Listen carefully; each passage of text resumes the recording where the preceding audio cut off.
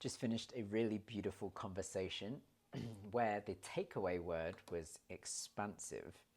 And the sentence around that was how having open conversations to share differing experiences and question social constructs, even when uncomfortable, expands consciousness for all. And I would agree.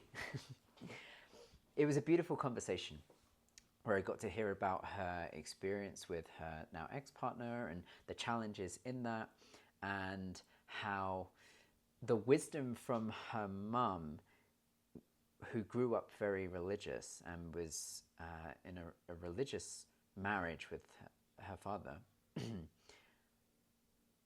the wisdom that her mum imparted to her when she was younger didn't really make sense to her at the time, but has come to mean a lot to her now, especially.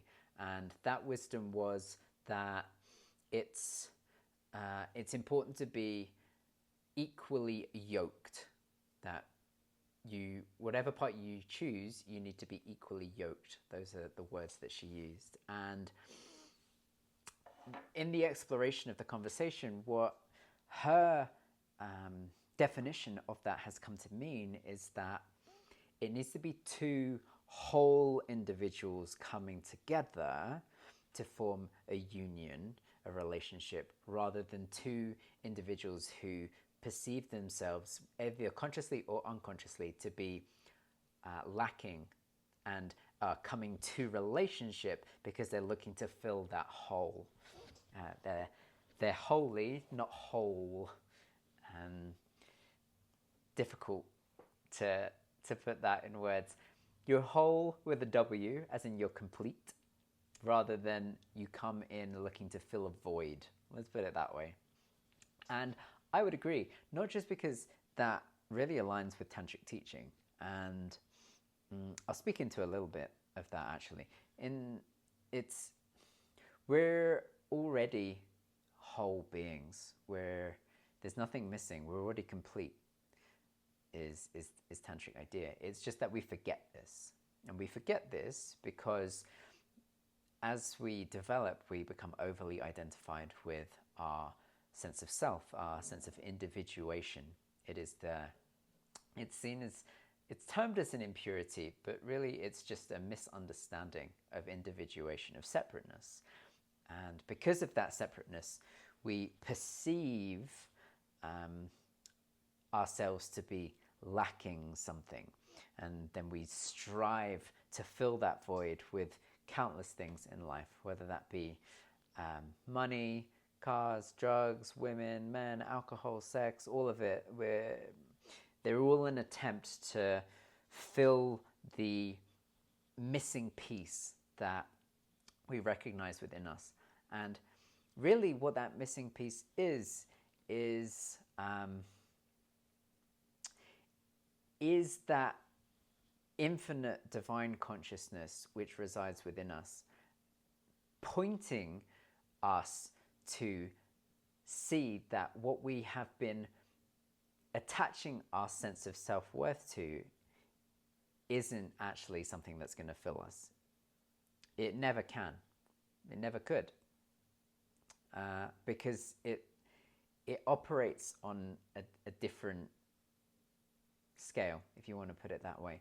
The mind, which is so transfixed with pleasure, isn't the same as the core or the heart space or the essence nature, which is what it's termed in tantric teaching, which is seeking liberation. It's seeking ananda, or contentedness.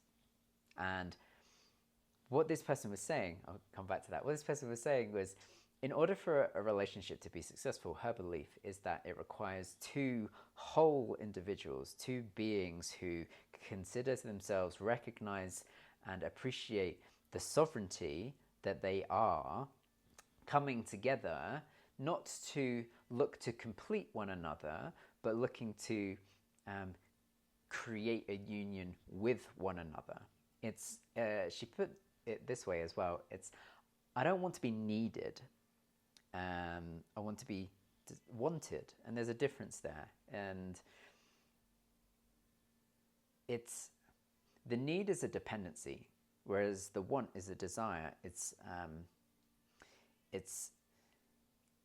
speaks into the teachings as well. There's a difference between it's desire is something external to you, looking to be attained, whereas a willingness of self-expression is something that is bubbling up within you and wanting to be expressed through you. So I would say it's this difference between want and need. In a relationship, I'll speak for myself, I don't need my partner. I have a it's a willingness to. It's not a desire. I don't need them in the sense that without them I would feel lost and I would feel incomplete. But a sense of there is a desire within me to self-express the part of myself through the interaction with them. And it's not a need. Like if we broke up, I would be fine. It would hurt, obviously. It would be painful, but it wouldn't take away anything from me. It would just mean that the part of myself that was being expressed through the interaction with her, I would need to find a way to express that in a different way. And to return to this person's, the conversation with this person, that her takeaway was with knowing that self-love and wholeness allows for interdependence rather than codependence, she's now looking to enter a relationship by being very conscious around who she's choosing to engage with. So having these kind of conversations where she can ask, what does love mean to you? What are your challenges? What does safety mean to you? All of these things as kind of an opportunity for the person that she's potentially interested in to demonstrate that they're at a level of consciousness where they've considered these things. Not in a sense of like consciousness egotism, but a sense of in being able to hold a conversation like that. I am demonstrating that I have an appreciation of sovereignty and responsibility, that I recognize that I am a person, I'm a sovereign being in and of myself, and I take responsibility for how I will show up in relationship to you. And I have the expectation or the desire to be met in that. And I don't want to come into a partnership where I need to be the parental figure or the therapist. Now, that being said, there are moments in relationship where there's the opportunity to be in that role. One of the things that this person said was, I wanted to know that this person, my partner, can hold me, that they can hold me. And I asked her, what does that mean to you? Because they said that they were a very independent person and they don't need their partner. So when I asked, what is it you mean when you say you want them to be able to hold you, what it came to was a very, very paradoxical statement that they can hold me by holding themselves.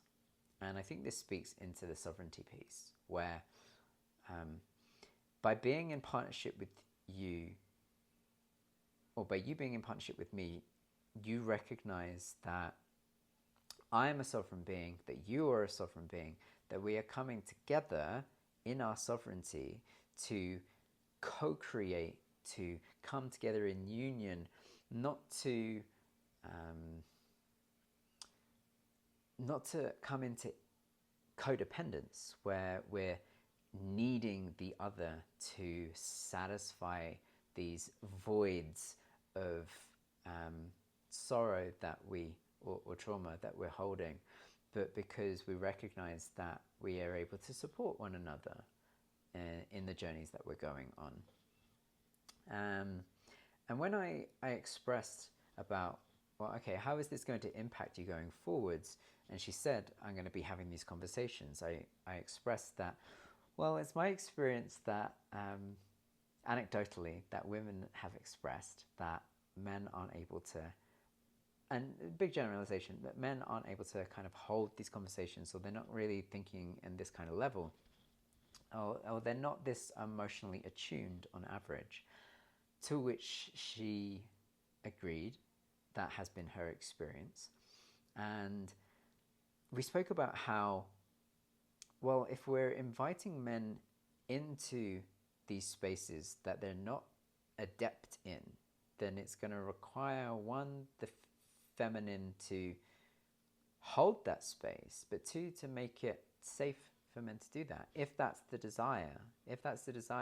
And this isn't, I even said, do you think this makes men less masculine, and are we trying to feminize men?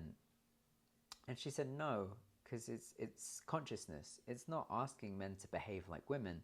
It's inviting men to have consciousness around emotional intelligence, which they have been discouraged from experiencing, embracing, and cultivating because of societal norms or societal expectations. So, and I would agree with this as well. It's not that I'm having these conversations because I'm trying to feminize myself or feminize men. It's because I recognize that on average, women have this more emotional adeptness, attunement than I have, and from my experience, a lot of the guys that I know have. And that's not necessarily a beneficial thing, because it's one thing to not abide in it because you choose not to. It's another thing not to abide in it because you're ignorant to it.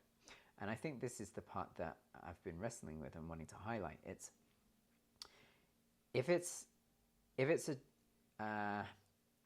the status quo is as it is because of a lack of choice, it's not actually a positive thing, because it's taking away sovereignty, it's taking away choice for the masculine to have this emotional depth, have this connection emotionally. And it's not trying to feminize because it's opening up a door. It's an invitation to be able to move into a different room when you choose to. I spoke with someone the other day about this as well, how they said that when they have an emotional reaction, they have the ability to go and cry. And it's been her experience that the men in her life haven't had that available to them. And how tragic that is. And I speak from a tantric point of view as well, that emotion is energy, it's charge, and it's a natural part of the human experience, being able to experience emotions. Emotions that aren't expressed can get that energy, if it doesn't leave the body, it's got to go somewhere. It can get stored in the body, and that can lead to dis-ease or disease, physical disease, dis-ease in the mind. And the heart-mind layer of consciousness in Tantra, they're seen as the same layer of consciousness. That thought and emotion are inextricably linked. They're not separate. And if that dis-ease in the mind and emotional body is being undigested, then it can lead to dis-ease in the physical body. And I also think that if men aren't able to express themselves in a healthy way, then what inevitably will happen is unhealthy expression of emotion. And this is where we see violent outbursts and people reaching a boiling point where they just explode. And I guess being able to bridge the emotional divide, inviting men to be able to explore the emotional side of the coin rather than just the mental, intellectual end of the spectrum of the heart-mind layer of consciousness. It invites choice, and choice is empowering, and choice is that step towards sovereignty, that step towards wholeness. And isn't that really what we want? We want whole integrated beings coming together in union out of choice rather than out of desperation and disparity and codependence. That really is what I would love in a healthy relationship. It's what I have, doing my best to move that way towards as fully as I can. Not perfect. And that's what we're doing with Sex.Prayers, is we're having this couples development being done in a safe container where it's okay to explore all of these things and come to a whole integrated self together in union. And this is what I'm doing in Mind Yoga, getting the opportunity to explore in a safe space all of these mental roadblocks which are inhibiting being able to show up in wholeness. So if you're interested in exploring these, whether that be part of the conversation or personally exploring any challenges that are inhibiting intimacy for you, then I invite you to either to have a dance of polarity conversation with me or to have a mind yoga session. Because, and this is another thing I was speaking with someone earlier, is that we can't, our role as therapists, as coaches, as guides, whatever you want to call it, is to go on the journey with you. But the first step is always going to be yours. It's something that no one can do for you other than yourself. And oftentimes it takes a big life event or a big painful experience to create the incentive to take that first step. And that doesn't have to be true. You can take the first step whenever you want. You just have to find the courage to do it. And if you want to create effective change in your life towards the positive, the healthy, then I encourage you to take the step sooner rather than later, because you've experienced suffering, if that makes sense. I think of it this way: it's the person who wants to quit smoking but doesn't until they get cancer or something. You don't have to wait until the cards have dealt themselves. You can deal them. You have the sovereignty to do that. So thank you.